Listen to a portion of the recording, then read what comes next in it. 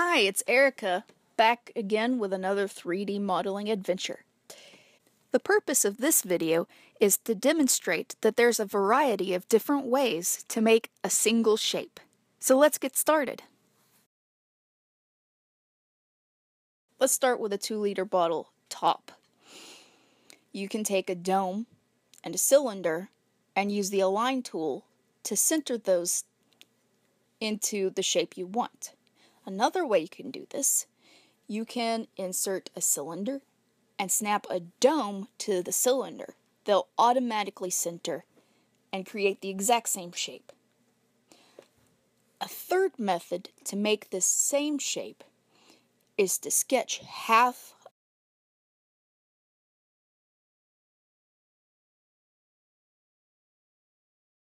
of the shape using the polyline and arc tools,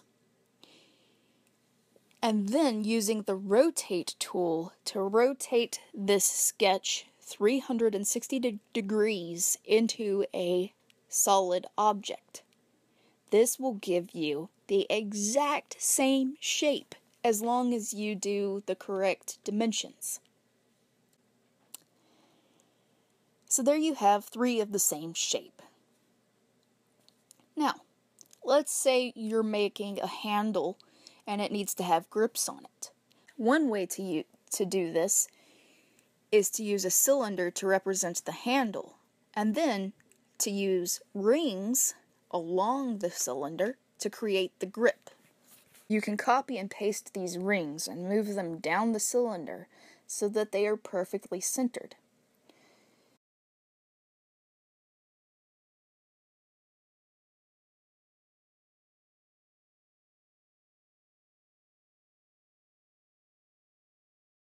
You can then combine these 4 objects into one. Another way that you could do this shape is by using the rotate tool again. How do you get a cylinder shape though? Well, if you take a cylinder and you look at it straight on without any perspective, basically just a rectangle. So you start with a rectangle sketch. Then you sketch 3 circles. These 3 circles will be the same diameter as a cross section of the rings that form the grip on the first shape we created. Okay? Once we have those circles sketched onto the edge of the rectangle, we can then rotate all of these shapes at the same time into one 3D object, which is exactly like the first one we constructed.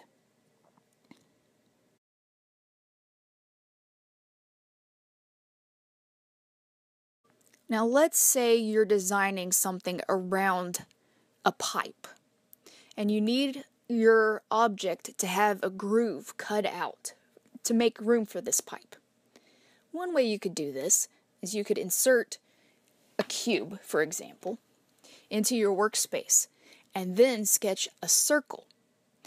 Then, using the extrude tool, you could subtract that circle from your shape, creating that groove.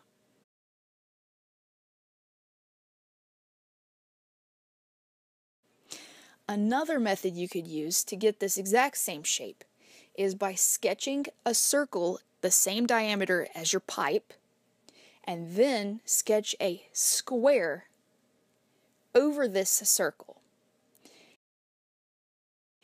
Then you can use the extrude tool and extrude this custom shape that is created when these 2 sketches come together, and that makes the same exact shape.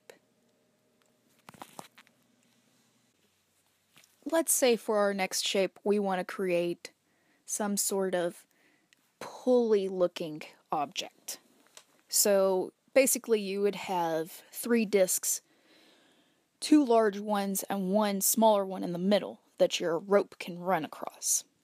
One way you could do this is to sketch half of your shape And again, using the rotate tool, rotate it 360 degrees to create that pulley-like shape. Now, there's another way you can make this shape, and that's basically by combining 3 different sized cylinders into one. The first cylinder would be wider and taller, and this would form the center of your pulley. The next 2 cylinders will be the exact same shape, but they'll be short and very broad, so basically discs. Once you have those sized appropriately, you can snap one to the top, copy and paste it, and move it to the bottom. Then you can make sure all of these shapes are lined up and centered appropriately, and combine them to make one object, which is the exact same shape that we created using the rotate function. There's yet another method you can use to create this pulley shape.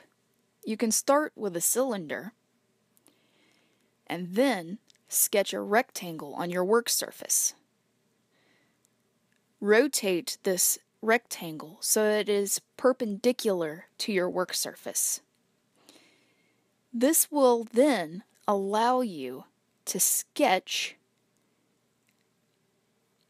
vertically. And what you will do is you will sketch a square that will be the same width and depth that your groove will be in the end. After sketching your square, you can then trim away the larger rectangle,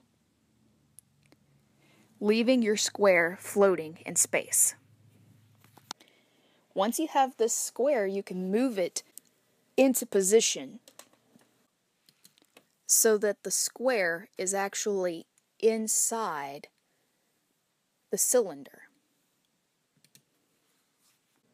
You can then select the square and rotate it around an axis point, which is the center of the cylinder. When you do this, the shape will actually cut a channel into the cylinder, creating your pulley. And there you have it. Again, this video was to demonstrate that there are a variety of ways to create similar shapes. If one method doesn't work for you, maybe another one will.